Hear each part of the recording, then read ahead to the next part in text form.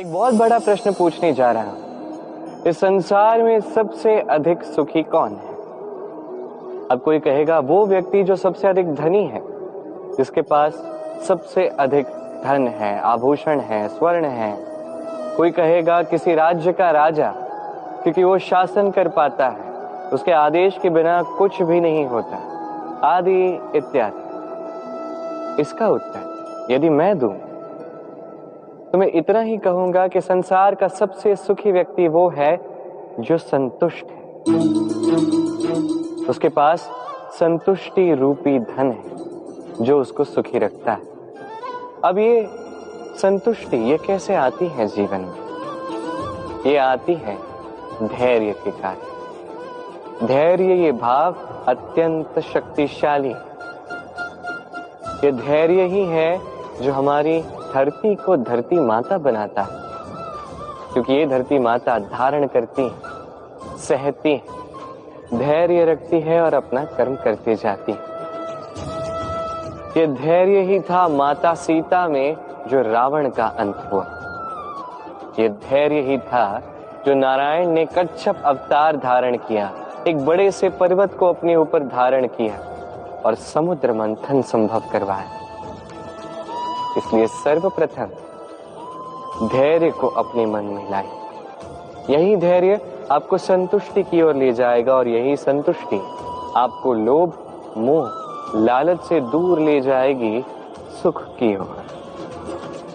और तब ये मन प्रसन्न होकर कहेगा राधे राधे। मनुष्य सदैव बड़ा मनुष्य बनना चाहता है, सदैव इसी की कल्पना करता है। किंतु प्रश्न ये है कि मनुष्य बड़ा कब बनता है? जब वो धनी बन जाए, जब उसके पास अधिक मान, वो अधिक रूपवान हो या अधिक शक्तिशाली। मनुष्य बड़ा मनुष्य तब बनता है जब संकट के समय वो किसी के साथ खड़ा रहे। तो सर्वप्रथम ये सीखिए। कदाचित इसीलिए हनुमान राम के लिए इतने बड़े, कदाचित इसीलिए बलराम दाऊ मेरे लिए इतने बड़े। यदि आप भी जीवन में बड़ा बनना चाहते हैं तो किसी के साथ उसके दुख के समय में, उसके संकट के समय में उसका साथ निभाइए, उसके साथ खड़े रहिए। ये मन प्रसन्न होकर कहेगा राधे राधे। जीवन में सबसे अधिक महत्वपूर्ण वस्तु कौन सी? घर, वाहन, स्वर्ण, धन। यदि मैं आपको सत्य बताऊं तो जीवन में सबसे अधिक महत्वपूर्ण कोई वस्तु है ही नहीं। यदि कुछ महत्वपूर्ण है तो वो है भाव, करुणा, मित्रता, मातृत्व, वात्सल्य और सबसे अधिक महत्वपूर्ण प्रेम। अपने इस जीवन में यदि आप इस समस्त जीवन को वस्तुओं का खेल बना के रख देंगे तो जीवन में आनंद नहीं रहेगा। अपने इस जीवन को भावनाओं का घर बनाए। ये मन प्रसन्न होकर कहेगा राधे राधे। मनुष्य की एक अत्यंत विचित्र प्रवृत्ति होती है दूसरों के विषय में, उनके जीवन के विषय में, व्यक्तित्व के विषय में, भविष्य के विषय में अनुमान लगाना। ये अनुचित है। किसी के भूतकाल को लोग देख के भविष्य बता देते हैं, वर्तमान को देख के उसका भविष्य का अनुमान लगा लेते हैं। उदाहरण दूं तो किसी दास को देखिए, उसे देख के लोग कहते हैं कि इसके भविष्य में ये हो सकता है, अनुमान लगाते हैं। अरे इस राजा को देखिए, ये तो कितना सुखी होगा, ये तो संसार का सबसे अधिक सुखी व्यक्ति होगा, कितनी सुख सुविधाएं हैं इसके पास, अनुमान लगाते हैं। सत्य तो ये है कि आप किसी के व्यक्तित्व के विषय में या भविष्य के विषय में पूर्ण सत्य कभी ज्ञात कर ही नहीं सकते, बस अनुमान लगा सकते हैं। और अनुमान लगा के कोई लाभ नहीं होने वाला, क्योंकि ये काल जो है ये अत्यंत शक्तिशाली है। काले से काले कोयले को ये हीरा बना सकता है, बड़े से बड़े राजा को रंक बना सकता है एक क्षण में। फिर आपके अनुमान का क्या लाभ, क्या मिला अनुमान लगा के? इसलिए कभी किसी के विषय में कोई अनुमान नहीं लगाएं, उसके भविष्य के विषय में कोई अनुमान नहीं लगाएं। कोई धारणा किसी के विषय में ना बने, कुछ करें तो प्रेम, सब में प्रेम बांटिए, सब में सकारात्मकता बांटिए। ये मन प्रसन्न होकर कहेगा राधे राधे। कहते हैं संसार में हर रोग का उपाय है।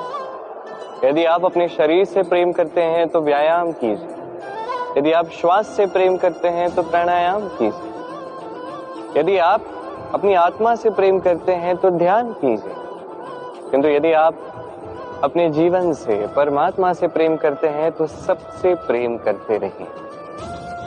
ये प्रेम अत्यंत महत्वपूर्ण और आवश्यक है। इस प्रेम से अच्छी ना कोई औषधि है, ना कोई आसन, इससे अच्छा ना कोई व्यायाम है, ना कोई प्राणायाम। ये प्रेम बड़े से बड़े समस्या का हल निकाल सकता है।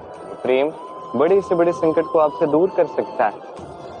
ये प्रेम आपको जीवन जीना सिखाता है, क्योंकि ये प्रेम ही जीवन का वास्तविक सार। तो आइए और मेरे साथ प्रेम से कहिए राधे राधे। मनुष्य छोटा हो या बड़ा, राजा हो या रंक, हर एक मनुष्य में एक समानता देखने मिलती है।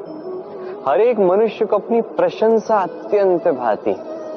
बड़े प्रसन्न होते हैं मनुष्य जब उनकी प्रशंसा होती। और आप किसी से जाके कहें कि आपकी ये भूल थी, आप में ये कमियां थी, वो सुनने के लिए सज्ज ही नहीं होगा।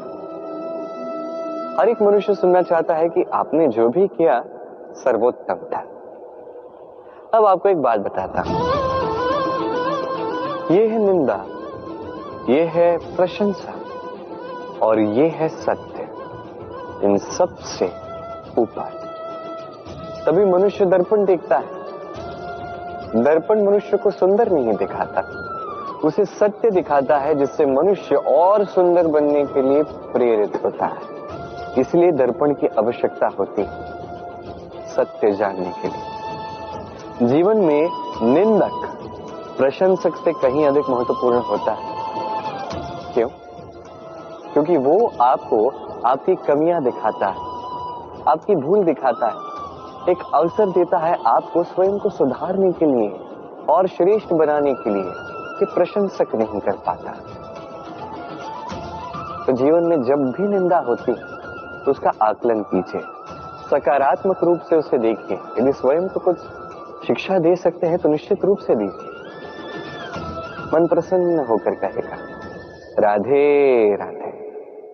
कभी किसी पपीहे को देखें, कहा जाता है कि वर्ष भर में केवल एक बार अपनी प्यास बुझाता है, वो भी आकाश में मंडरा रहे मेघों द्वारा बरसाई गई वर्षा की बूंदों से, और कहीं से वो अपनी प्यास नहीं बुझाता। पूरे वर्ष भरी गर्मी सहता है, भरी सर्दी सहता है, बस एक आस में कि वर्ष में एक बार वो मेघ आएंगे, वर्षा करेंगे और मेरी प्यास को बुझा देंगे। क्या है? विश्वास है। विश्वास ही है कि वर्ष में एक बार वो मेघ आएंगे जो प्यास बुझाएंगे। अब देखिए, सूर्यमुखी का पुष्प रात भर अंधकार से लड़ता है, उसे विश्वास है प्रातःकाल में सूर्य उसे अवश्य दर्शन देंगे। ये विश्वास ही था जो एक छोटी सी नौका लेके मनु निकला और समस्त सृष्टि को प्रलय से बचा लिया। ये विश्वास ही था प्रेम पर, जो वानरों और भालुओं की सेना लेके श्री राम ने आक्रमण किया, समस्त वरदानधारी असुरों की, राक्षसों की लंका पर, और विजय भी प्राप्त की। ये विश्वास ही विश्व की आस। विश्वास कीजिए कि आप सर्वश्रेष्ठ हैं और कर्म करते जाइए बस।